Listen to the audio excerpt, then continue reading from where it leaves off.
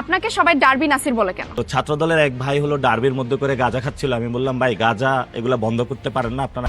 নিজেকে ঘিরে প্রচলিত ডার্বি নাসির নামের পেছনের কারণ তুলে ধরেছেন এনসিপি নেতা ও ঢাকা ৮ আসনে শাপলাকলি প্রতীকের প্রার্থী নাসিরউদ্দিন পাটোয়ারি। কেন এ নামে ডাকা হয় তা নিজেই খোলাসা করেছেন।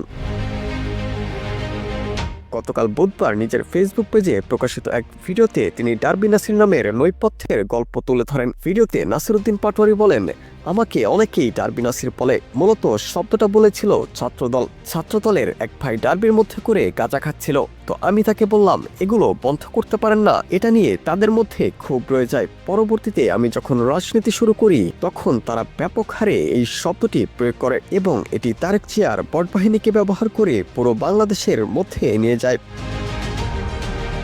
11 দলীয় জোটে এনসিপির আলোচিত নাসিরউদ্দিন পাটোয়ারি ত্রয়োদশ জাতীয় সংসদ নির্বাচনে ঢাকা ৮ আসনে নির্বাচন করছেন।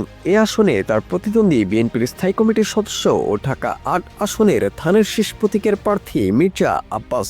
নির্বাচনকে সামনে রেখে এ আসনে তারা ব্যাপক প্রচার প্রচারণা চালাচ্ছেন।